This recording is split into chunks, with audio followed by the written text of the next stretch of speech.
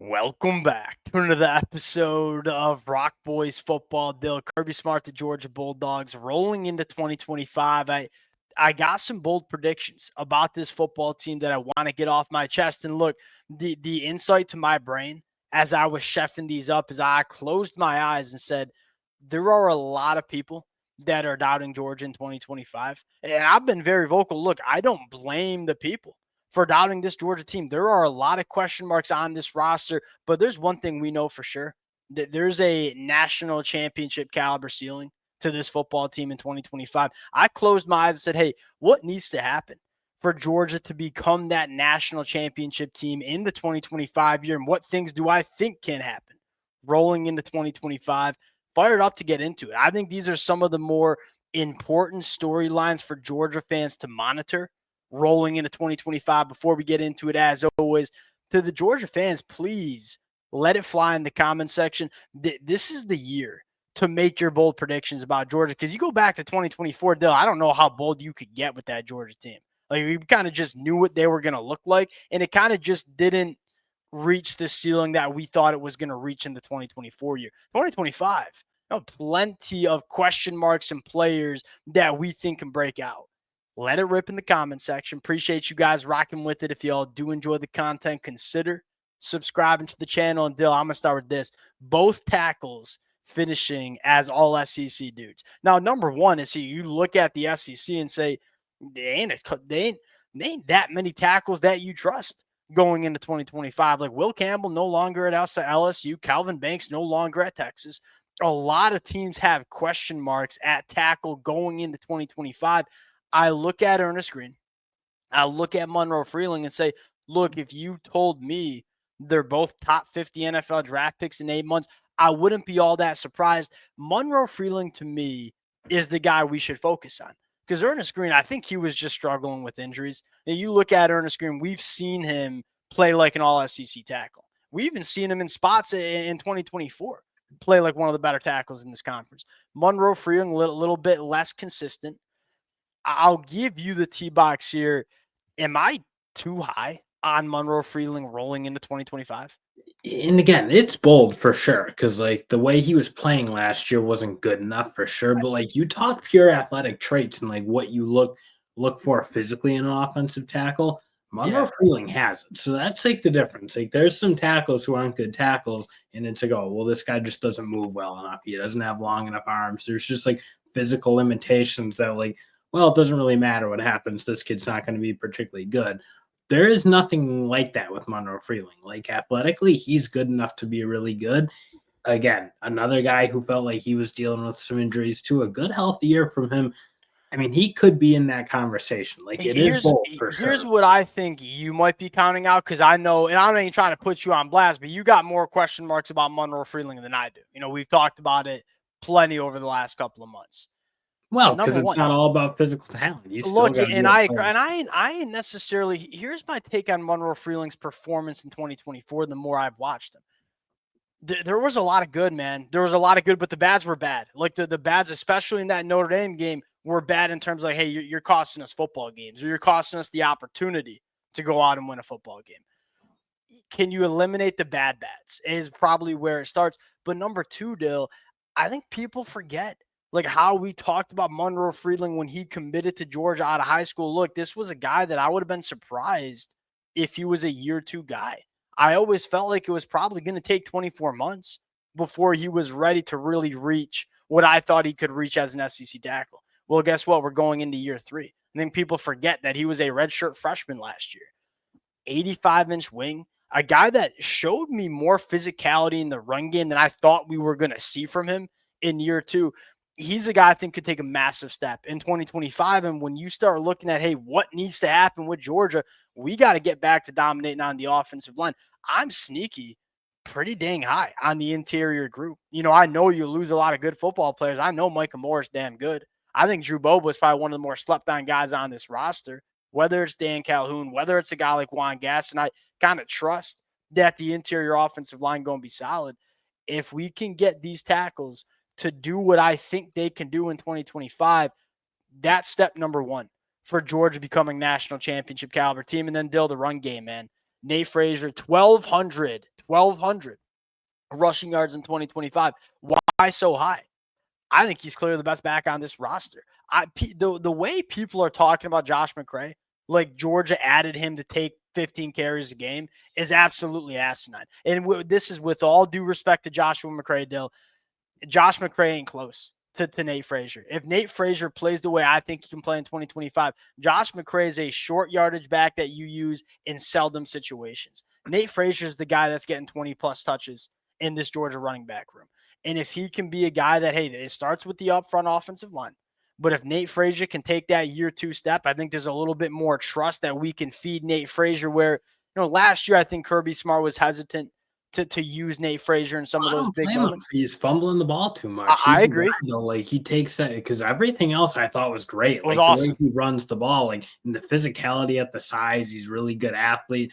I mean, he's a really good running back, and I'm with you. You put 1,000 yards as your bold prediction. I don't think that's bold. Like I would be frankly very surprised if he doesn't hit 1,000 yards.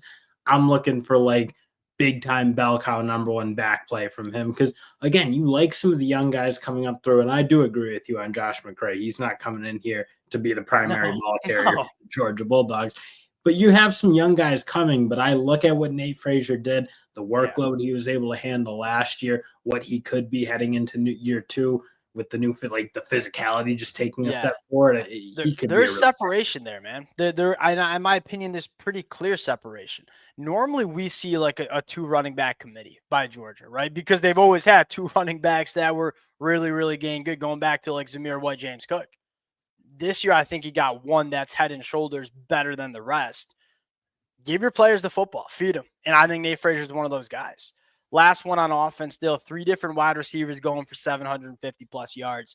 That's bold, right? Because you had one last year, and that was Arian Smith. I'll say this. If you're one wide receiver that's going for over 750 is Arian Smith, with all due respect to Arian Smith, you got problems in your pass catcher room.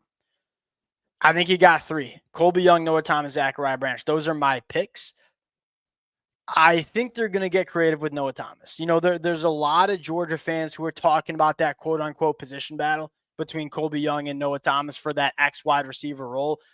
They did not bring Noah Thomas from Texas A&M to go 50-50 with Colby Young. They brought him in so both of these cats could play at the same time. I look at it and say you got 2 wide receivers that work vertically down the field very well. I thought Gunnar Stockton pushed the ball down the field well in that bowl game against Notre Dame. Didn't have pass catchers going making plays for him, but I thought he pushed the ball down the field really well.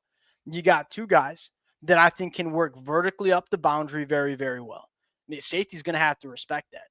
I think that's going to open up a lot more space in that intermediate game for Zachariah Branch. And look, do I think Zachariah Branch is the purely best wide receiver on this football team? I don't know, but he's probably the best offensive weapon on this football team. Figure out ways to get him the football in space, good things going to happen. You got talented wide receivers, but you also have wide receivers that do a lot of different things. And I think those 3 wide receivers are where we are running this passing attack through in the 2025 year. Yeah, I think the one tough part about that is I think Lawson Lucky can take a lot of the I think there's a chance he takes a lot of the production because when you talk about pure talent as a pass catcher, he's right up there at the top in terms of my thinking of what he can be. And I think this year he really grabs control of that tight end room, kind of takes over. My question is, Zachariah Branch, are they going to be able to get him enough touches? Because I think they are, man. It felt like they so badly wanted to get him touches. It was just hard to get him touches down the field. He wasn't running good enough routes. He felt like he was here's my thing with that is just they went out and paid. Kirby Smart does not go out and pay a ton of money for guys in the portal. They did that for Zachariah Branch. I gotta think they have a plan of how they want to use him. And Dill, nice catch. I got Lucky Lawson in my depth chart here. That ain't good enough from the kid. But I do think you're right. The way this bold prediction doesn't work out is not because these wide receivers aren't talented. Probably has to do with like, hey, maybe a guy like Lawson Lucky is a little bit more featured than I think going into 2020. And then I do wonder how much these younger receivers can take a little bit of the target share because this is a deep room and a room that I don't know that you totally know who's going to separate themselves. Because as much as I'm excited about Noah Thomas, excited about Zachariah Branch, Colby Young, I think he is going to kind of separate himself. He's the guy I feel best about. But like, are they going to separate themselves from guys like Kobe White or London Humphreys or Taylor or the Taylor? freshman, yeah. Dylan Bell's going to get his touches. I think Georgia likes to use him in the way they use him. So that's probably where I get. Are you going to get enough separation from Noah Thomas and Zach? And here's the other thing, though. I'll say this. I don't even know if you want this if you're a Georgia fan. If you get 3 wide receivers, now that I'm kind of thinking about it a little bit more, like you get 3 wide receivers going for over 750. All right, now you see a hit on your wide receivers. Like, what does that tell you? Are you not running the football well again? You might be right. Maybe that's a little too bold, and maybe we don't even want that because that might mean that the running game ain't what we think it's going to be in 2025. All right, this might be my boldest though, Dale. Raylan Wilson leading the team in tackles, and look. Look. Let me explain. CJ Allen's a good player. Yeah. Okay. Here's my take on and this is both of these linebackers are going to have phenomenal years. This is not an anti-CJ Allen take at all. I ain't going to sit down here in my basement in Rochester, New York, and tell you CJ Allen ain't good. I think Raylan Wilson has the ability to be that difference maker that Georgia's used to. And that's not to say CJ Allen isn't. Let me say this a little bit better. Raylan Wilson's a freak show, man. This is a guy that goes 10-9 in the 100-meter dash, sideline to sideline, can blitz off the edge, use him in a bunch of different ways. I think CJ Allen was more ready between the ears during his first 2 years than Raylan Wilson. I mean, CJ Allen took the field as a freshman. Like, this kid looks like he's been playing Georgia football for the last 5 years, right? Raylan Wilson was, I think, a better athlete. I think has a little bit of a higher ceiling than CJ Allen, but it took him a little bit longer to play between the ears like CJ Allen did. Year 3, Raylan Wilson, the opportunity to be, he didn't start a single game for Georgia last year. The opportunity to be that full-time starter, I think we talk about Raylan Wilson like we talk about Anthony Hill, like we talk about Whit Weeks, like we talk about CJ Allen. That's my bold take for this Georgia defense in 2025. And that is like, I do think in terms of like being able to play with range and across the whole field, that's probably where I think Raylan Wilson has that chance to really be dynamic. Like in a game against a team like Alabama that was just running to the sidelines and getting outside, you saw some moments where that maybe wasn't exactly CJ Allen's game, and Smell Munden probably doesn't have that athletic upside that Raylan Wilson had either. So that's where you look. You need him in those moments. I think Raylan Wilson steps in, fills that role. That's where I could see him kind of asserting himself and taking control of the tackles, let's say, in the stats. But I still think it's be really hard to unseat CJ Allen because when you're down-to-down basis, he's just as good as he gets as an inside line. Yeah, especially like finding the football. Okay, maybe I'll rephrase and say I don't necessarily know if it's like quote-unquote lead teams and tackles. I'm looking for Raylan Wilson to leave a fingerprint on the football game more in the 2025 year. Who do you think leads this team in sacks? I was thinking about, I couldn't get a good answer. You think it's Christian Miller up front? Yeah. I'm looking for who's replacing that production from a guy like Jalen Walker, Michael Williams. I think it wouldn't stun me if Chris Cole finds his way to the quarterback a fair amount this year. He's another guy I'm looking at. I don't know how they're going to use him, but he can't be sitting the bench too much, and you got 2 really good inside linebackers. So Chris Cole, they got to find a way to get him to the quarterback. Yeah, and then another guy, I guess we'll get into my last one, 2 true freshman All-Americans, and I think it's Elijah Griffin. I feel very comfortable. Like, I think you can almost like pencil him in, right? If he stays healthy, I think, and I'm starting him off in the 3 deep. I mean, we could be talking about a guy that's playing like 40-plus snaps for Georgia. Who's the other guy? Is it a wide receiver?